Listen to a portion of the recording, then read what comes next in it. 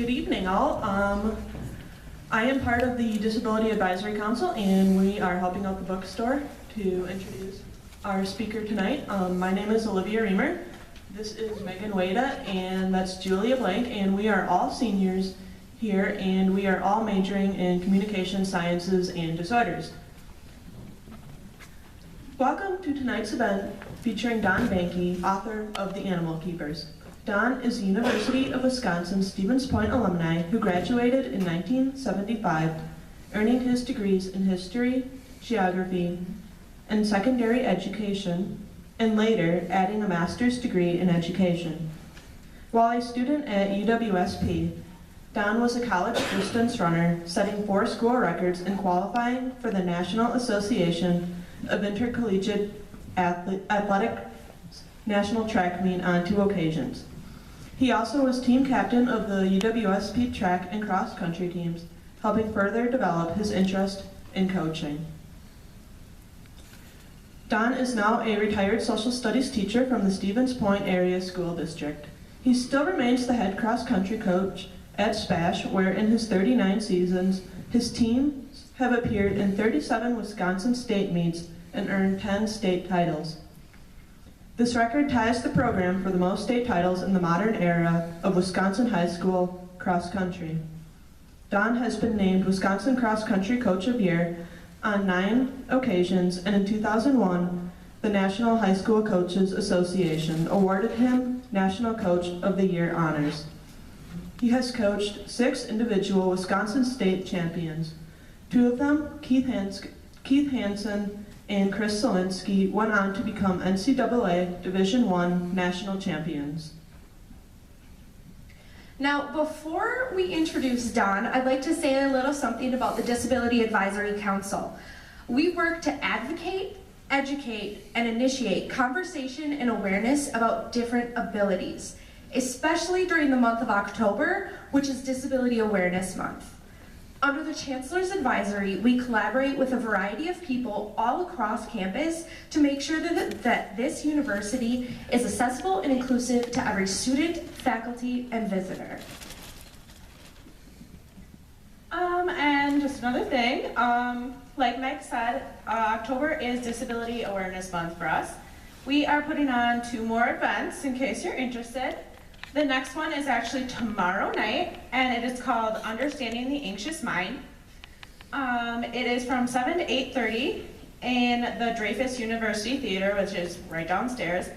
The speaker is sponsored by the Suicide Prevention and Mental Health Awareness Coalition of Portage County, Ministry Healthcare, and UWSP's Disability Advisory Council, which is us. And the other event is Coffee and Culture, and that is called What It's Like to Be Me. In that event, we will be having a student panel with people with different disabilities. They'll talk about what it's like to be them. So that is from 6 to 7:30, and that's right in this room. So if you're interested, I have the poster so you can come up and see me afterwards. So now I'll hand it back to Olivia. Now I welcome Don Behnke to talk about his experiences as a UWSP student, his career as a teacher and a coach, and the focus of tonight's event, his book, The Animal Keepers, about the 1985 SPASH cross-country season and the main character, Scott Longley, who faced challenges every day as a student runner with disabilities. Please help me in welcoming Don Behnke.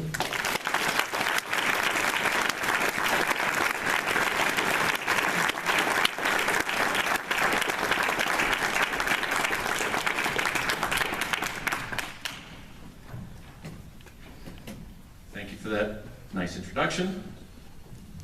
Does this seem to be working okay? I want to thank Danielle for setting up this evening. I'd like to thank all of you for coming this evening, and I have to tell you that I'm just a little overwhelmed at the concept of being on a college campus talking about a book that I have written. It's not anything I could have possibly envisioned when I first showed up on this campus in 1971, because quite frankly, I was a bit of a mess. I have a picture of myself here, and I think this thing works. This is me.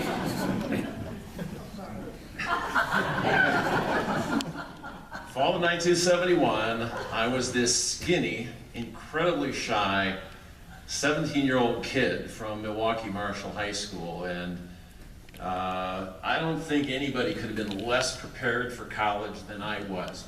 I had absolutely no academic skills. I had no measurable social skills. I don't know why I was here except to continue my career as a distance runner, which is a horrible reason to go off to college. But that's what got me here. And right from the start, things went badly. I showed up at Burroughs Hall one Sunday morning to be told that they had no more dorm rooms. They assigned me a cot in the basement. I was surrounded by 12 other guys, and I was here to run, but evidently these guys were here for the beer. Drinking age was 18, and they were out there every night, and they'd come back and they'd dance around my bunk and wake me up. Problem was they didn't know my name, so they danced around and chanted, "Wake up, sober guy, wake up, sober guy." So that was evidently my first nickname here at UWSP. Next day I went to pick up my schedule. They found out that I didn't get half of the classes that I thought I'd signed up for. I never did figure out what that was all about. I came over here to Tex Rental. I stood on Reserve Street for an hour and 15 minutes before I got to the front of the line and saw that the line was for M through Z. I went over to the other line. By the time I got there, they were out of books, and so I was in trouble there as well. Somehow I went to my first college class without a pen, which I think students can get away with today, but in 1971, that was a really, really bad idea. I did manage to get a D- on my first college test. The class was Water 101, so as you might guess, I was in danger of not being able to pass water. You might think athletically things would have gone better for me, but I went to my first cross-country practice where I discovered that the coach had been fired for misconduct. I'll let you guess what the misconduct was, and I think your first guess will probably be the right one. The new coach came from North Dakota. His name was Don Amiot. He coached football in North Dakota. I don't think he'd ever seen a cross-country meet. So he was my new cross-country coach. And on my first workout, I went out and just hammered my teammates into the ground. And I thought I was making a good impression, but in reality, I just kicked off my teammates, and so I was sort of an outcast right from day one. So things got off to a really bad start for me. Basically, in the first semester, I ran too much, I studied too little, and for some reason, I was always sick. Constantly had a sore throat, I had bronchitis, I had colds, I managed to get poison ivy, a sprained ankle, and I had a ingrown toenail that needed surgery. And then somehow, on a campus of 10,000 people, I was the one student who got German measles. Dr. Numpson gave me some good advice. He said, try to avoid contact with women of childbearing age, which is pretty tough to do on a college campus. But as I said earlier, I had no social skills, so it actually worked out okay for me. Now, I know that's all horrible, and it sounds like I'm making this up, but I really was that big a disaster. Probably should have quit, probably should have went back home to Milwaukee, but I kind of liked it here. They probably should have kicked me out. In fact, they tried. I was on academic probation. I had a grade point average of 1.8. It was actually 1.87. I just didn't want to brag. So I needed to figure out a way to stay here because I liked the concept of being in college, and I liked the concept of getting a degree. I certainly loved being a college athlete. I love this town, I love this campus. I was making a few friends. I was starting to get a hang of this, and I just needed to figure it out. And I think that's the beauty of college, that my parents dropped me off in front of Burroughs Hall. They abandoned me on the sidewalk, and I think they expected me to figure it out. And I think that's really what college is all about. So I did figure it out. I figured out that it's important to take a pen to class. Important also to have a notebook.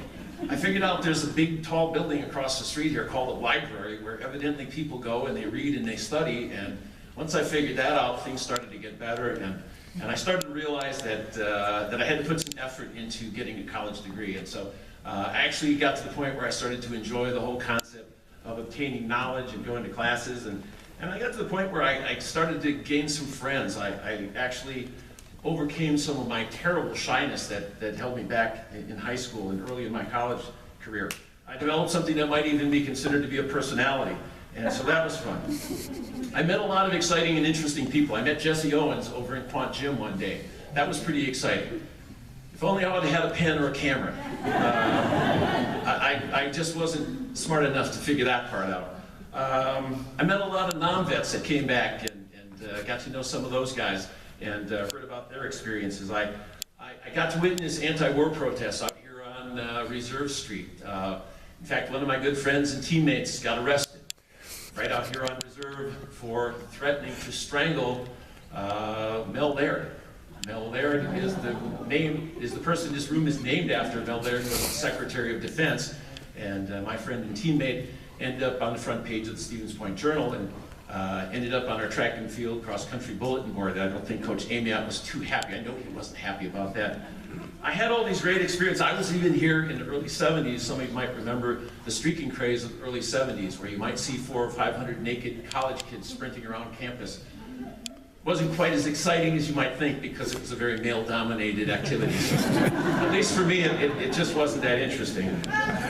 I have to say that I had a wonderful education, had a wonderful experience here at UWSP, and it was worth every dime that my parents spent on the $50 a credit that they spent on my college education. I think was well worth it. But of all the things that I learned, I think I actually learned more from my experience as a cross-country runner and track runner here than I did in the classroom. I learned a lot of things about myself, and I made some friends. And that's sort of a vintage picture of some of my closest friends in college. And those are some pretty sweet outfits. Don't you think, Eli? You wear that. We got to travel around the Midwest in this beat-up old airport limousine that was known as the Green Weenie.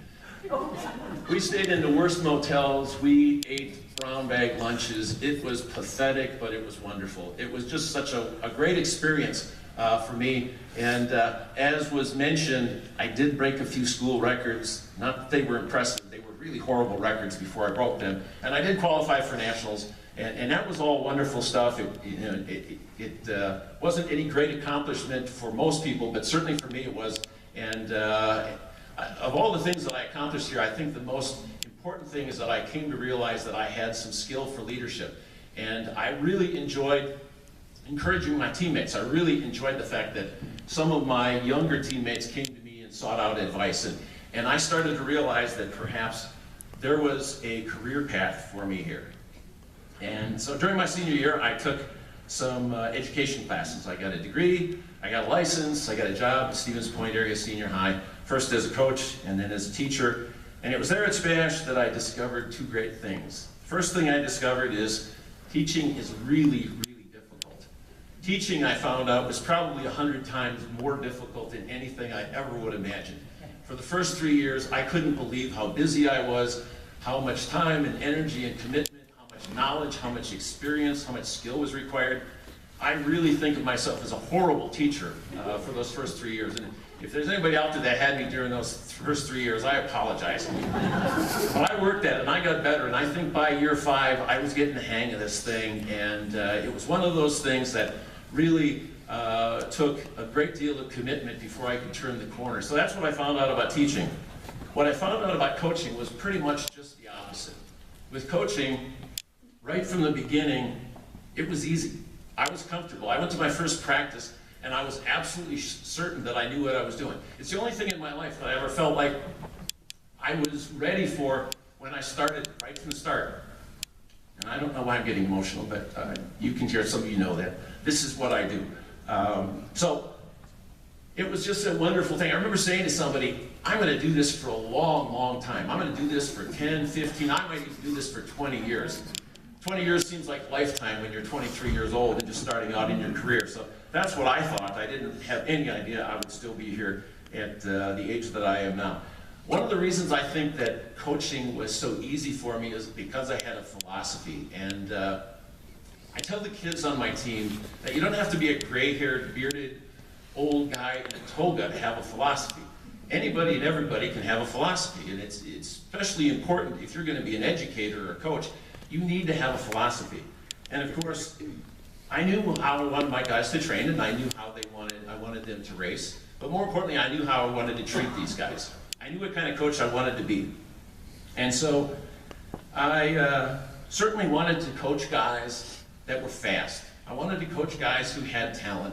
I wanted to coach guys that were going to win conference titles and sectional titles and state titles. I had visions that I might have guys that would go off to college and be Division I athletes and maybe even Division I All-Americans. That was my vision, but I also knew that I needed to have a vision for this guy. People like me, the big, clunky, physically and socially awkward people that sometimes show up on college and high school teams. And I was always aware of the fact that I wanted to be the kind of coach that I would have liked. So, my rule on my team was simple. And in fact, it was probably too simple. The idea was, hey, all you gotta do is show up and try. That was the rule in 1977, and that's still the rule today. Two things: make our team by showing up every day and try. And so it seemed like sort of an idealistic thing, probably was, probably a little too simple, but we started attracting kids like these guys. This is one of my early teams. This is vintage, late 70s, and who wouldn't want to be around a group of guys like this? I just love these kids, and some of them could run, and some of them couldn't, and it didn't matter. They just showed up and they tried, and they had fun, and I let them be themselves. I didn't try to regiment them. I didn't try to go all Vince Lombardi on these guys or anything like that. Just show up and do your best. An amazing thing happened. We started to get good. Things started to happen. We had teams like this that won conference titles, and I like this picture because it shows that everybody gets to be in it. Everybody shows up, everybody jams in the picture. There are actually 2 state champions in here. There are 3 Division I athletes. There are 2 Division I All-Americans. There's 3 national champions, collegiate national champions in this picture. So, you know, this is a group that went on to do good things, but when they were with me, they were just this awkward, raggedy bunch of guys that were just as silly as could possibly be, but they were just a great group, and we were having success and having fun doing it. And in 1980, we won our first state title, and it was a great moment for us, a great moment for me. Sort of confirmed that I was on the right track. We won the state title in 80, we won it again in 81. We just missed it in 82, we won one in 83, just missed in 84. And so by the end of 1984, we had a 5-year run there where we were almost unbeatable in the state of Wisconsin. We were nationally ranked on 4 different occasions. So we were good. And that brings us to the year 1985. 85 is the year of our story. It's the year of my book. It's the year when I met this young man. And I think most of you will recognize Scott. Scott Longley, the main character in our book, the kid that just showed up one day at practice. And obviously he was a special needs kid.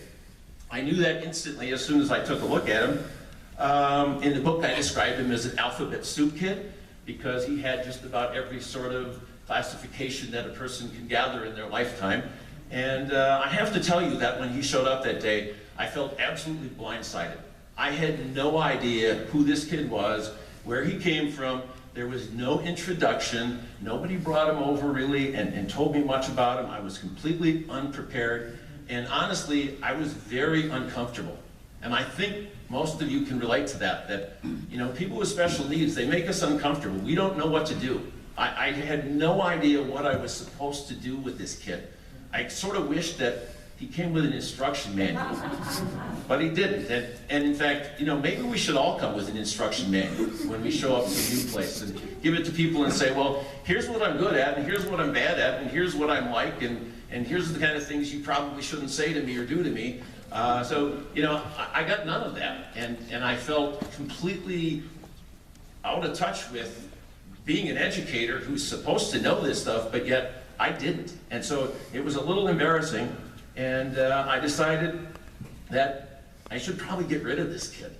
But I had this darn philosophy, and I've been using it for about 8 years, so I sort of painted myself in a corner. I had to give this kid a chance, and I knew it. But I was pretty certain that he'd fall victim to the 3 block rule. Some of you non-runners know the 3 block rule. That is, if you try to go out running, the first block you feel good, the second block you're tired, and by the 3rd block you're pretty sure you're going to die.